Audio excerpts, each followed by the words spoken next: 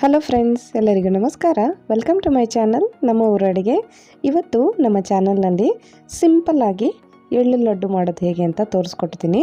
Actually ಇದಕ್ಕೆ ಮೊದಲು ನಾನು ಎಳ್ಳು ಲಡ್ಡು ಮಾಡೋದು ತೋರಿಸಿದ್ದೀನಿ. ಅದರಲ್ಲಿ ಎಳ್ಳು ಹಾಗೆ ಕಡಲೆಕಾಯಿ ಬೀಜ ಸೇರಿಸಿ ಮಾಡಿದ್ದೀನಿ. ಇದು ಬರೀ ಎಳ್ಳನ್ನು ಮಾತ್ರ ಉಪಯೋಗಿಸಿ ಮಾಡೋದು ತೋರಿಸಿದ್ದೀನಿ. ಸೊ ಇದನ್ನು ಮಾಡೋದು ತುಂಬಾ ಸುಲಭ.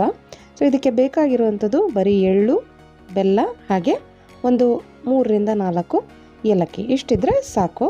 ಸೊ ಮೊದಲಿಗೆ ನಾವು ಎಳ್ಳನ್ನು ಚೆನ್ನಾಗಿ ಹುರ್ಕೋಬೇಕು. ನಾನೀಗ ಒಂದು ಬಾಣಲಿಗೆ ತೊಗೊಂಡಿರೋಂಥ 1 ಕಪ್ಪು ಎಳ್ಳನ್ನು ತೊಗೊಂಡಿದ್ದೀನಿ. ಅದನ್ನು ಚೆನ್ನಾಗಿ ಹುರ್ಕೊಳ್ತೀನಿ. ಎಳ್ಳು ತುಂಬಾ ಸೀಸಬಾರ್ದು, ಸ್ವಲ್ಪ ಚಟಪಟ ಅಂತ ಸೌಂಡ್ ಬರಬೇಕು. ನೋಡಿ, ಈಗ ಎಳ್ಳು ಚೆನ್ನಾಗಿ ಹುರಿದಿದೆ, ಚಟಪಟ ಅಂತ ಸೌಂಡು ಬಂದಿದೆ. ಈ ಸ್ಟೇಜಲ್ಲಿ ನಾನು ಸ್ಟವನ್ನು ಆಫ್ ಮಾಡ್ಕೊಳ್ತಾ ಇದ್ದೀನಿ. ಈಗ ಇದನ್ನು ಸೈಡ್ಗೆ ಇಟ್ಕೊಂಡು ಈಗ ಪಾಕ ಮಾಡ್ಕೊಳ್ಳೋಣ.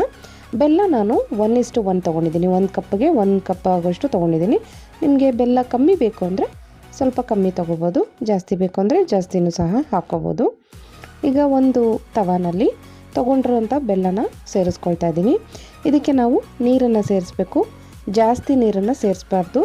ಪಾಕ ಮಾಡಲಿಕ್ಕೆ ಒಂದು 1/4 ಗ್ಲಾಸ್ ಆಗೋಷ್ಟು ನೀರನ್ನು ನಾನು ಸೇರಿಸ್ಕೊಳ್ತಾ ಇದ್ದೀನಿ. ಇದನ್ನು ಸೇರಿಸ್ಕೊಂಡು ಇದನ್ನು ಚೆನ್ನಾಗಿ ಕರಗಿಸ್ಕೋಬೇಕು.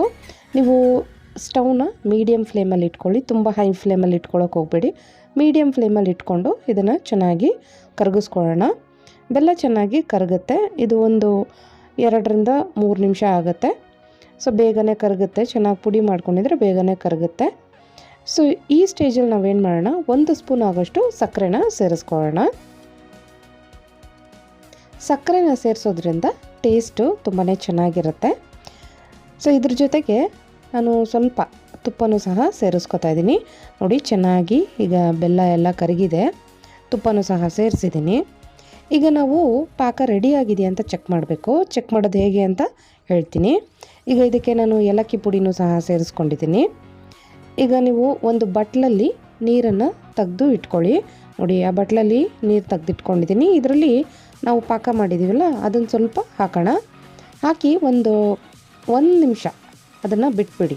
ಬಿಟ್ಟಾದಮೇಲೆ ಈ ರೀತಿ ನೋಡಿ ತೊಗೊಂಡ್ರೆ ನಿಮ್ಗೆ ಗೊತ್ತಾಗುತ್ತೆ. ಮತ್ತು ಅದನ್ನು ಕೈಯಲ್ಲಿ ತೊಗೊಂಡು ಈ ಥರ ಚೆಕ್ ಮಾಡಿ. ತುಂಬ ಸಾಫ್ಟಾಗಿರಬಾರ್ದು. ಈ ಥರ ಹಾಕಿದ್ರೆ ಸೌಂಡ್ ಬರುತ್ತೆ, ಟಣ್ಣಂತ ಸೌಂಡ್ ಬರುತ್ತೆ.